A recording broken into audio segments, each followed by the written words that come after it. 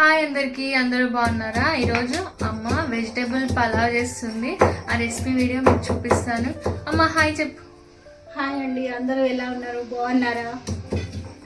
నేను రిక్వెస్ట్ చేసి వీడియో తీస్తున్నా, సో చూసేయండి రెసిపీ ఎలా చేస్తుందో. ఈ గ్లాస్తో 3 గ్లాసులు రైస్ తీసుకున్నాను, బాస్మతి రైస్. ఎంతసేపు నానబెట్టిన? హాఫ్ అన్ అవర్ నానబెట్టిన. చూడండి, ఈ టీ గ్లాస్ అనమాట. ఈ గ్లాస్తో 3 గ్లాసెస్ రైస్. ఇవి పలావ్కి కావాల్సిన ఇంగ్రీడియంట్స్ అన్ని అమ్మ ఆల్రెడీ రెడీగా కట్ చేసి పెట్టుకుంది అనమాట, మీకు చూపించడానికి. సో చేయడానికి కూడా ఈజీ ఉంటుంది కాబట్టి ఇది ఒక ఆలు, సరిపడేంత కారంకి తగినంతగా పచ్చిమిర్చి తీసుకోండి, మీకు స్పైస్ని అడ్జస్ట్ ఎంత తింటారో అంత. చిన్న క్యారెట్ అనమాట ఇది. ఇవి 4-5 బినిసాము, కొన్ని పచ్చి బఠానీ, ఒక టమాటా, కొద్దిగా కరివేపాకు, 1.5 టీ స్పూన్ అల్లం వెల్లుల్లి పేస్ట్. ఫ్రెష్గా చేసి పెట్టుకుంది అనమాట. ఇందులో ఫ్రెష్గా వేస్తే టేస్ట్ బాగుంటుందని చెప్పి బిర్యానీ ఆకు, 4-5 ఇలాచి, దాల్చిన చెక్క, 4-5 లవంగాలు, కొంచెం సాజీరా.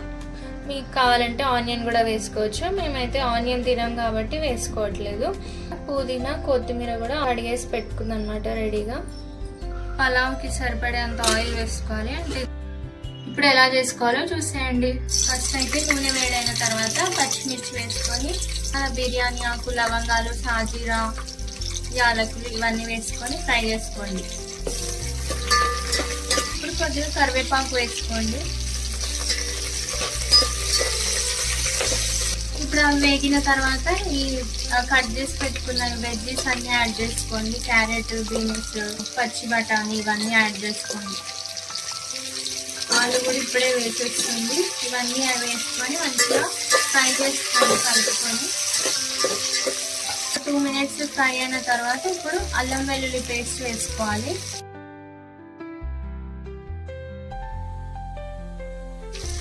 అల్లం వెల్లుల్లి పేస్ట్ పచ్చివాసన పోయేంత వరకు ఫ్రై చేసుకొని ఇప్పుడు ఒక టమాటా వేసుకోండి. ఈ మసాలా అన్నమాట 1 టీ స్పూన్. సో ఇదే వేసుకోండి మీరు కూడా. మంచిగా మిక్స్ చేసుకొని ఒక 1 మినిట్ ఫ్రై చేసుకోండి. ఇప్పుడు బియ్యానికి సరిపడే అన్ని వాటర్ యాడ్ చేసుకోవాలి. అంటే ఒక గ్లాస్కి 2 గ్లాసుల వాటర్ యాడ్ చేస్తుంది. 3 గ్లాసెస్ బియ్యం కదా, సో 6 గ్లాసెస్ వాటర్ యాడ్ చేస్తుంది.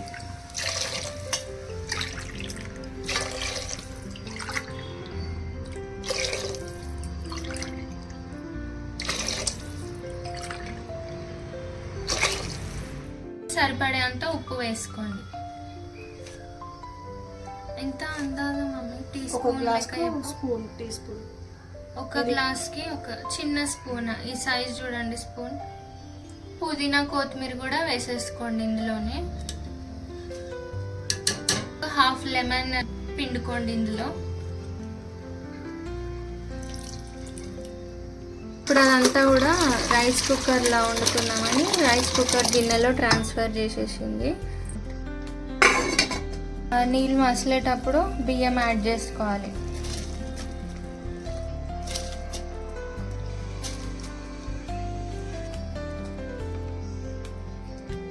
స్మెల్ అయితే సూపర్ వస్తుంది. మూత పెట్టేసి ఉడకనివ్వండి.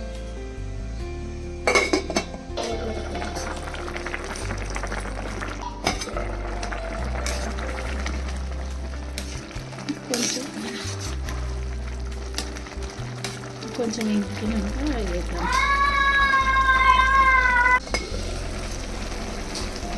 ఇప్పుడు ఇట్లా దగ్గర పడిన తర్వాత కొద్దిగా నెయ్యి యాడ్ చేసుకోండి. ఇప్పుడు యాడ్ చేస్తేనే నెయ్యి ఫ్లేవర్ అనేది బాగుంటుంది అనమాట రైస్తోని.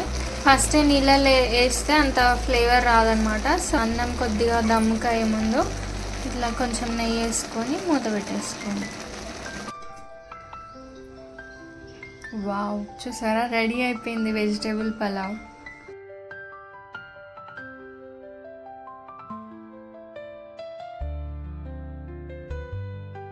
ఇప్పుడు టేస్ట్ చేద్దాం ఎట్లుందో. ఎట్లయినా బాగానే ఉంటుంది, అమ్మ వండింది కాబట్టి. దీంట్లో కాంబినేషన్గా రైతా అయినా లేకపోతే పప్పు అయినా బాగుంటుంది అన్నమాట. వావ్, ఎంత బాగుందో. నాకైతే ఇప్పటికే కాలు చేతులు నొక్కుతున్నాయి అన్నమాట. లంచ్ టైం కదా ఆల్రెడీ. దీంట్లో కాంబినేషన్ అంటే నాకు గుర్తొచ్చేది నాన్ వెజ్ అన్నమాట. చికెన్ ఇది ఇలా ఉత్తగా అయినా తినొచ్చు, ఏ కర్రీ లేకుండా కూడా బాగుంటుంది. కాలుతుంది తిందామంటే.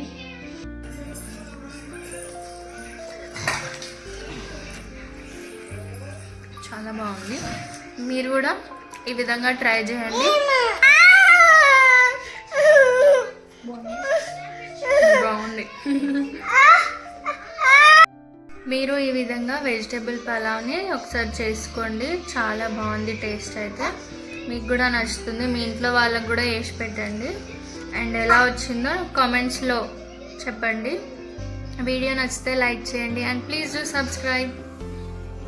Bye bye.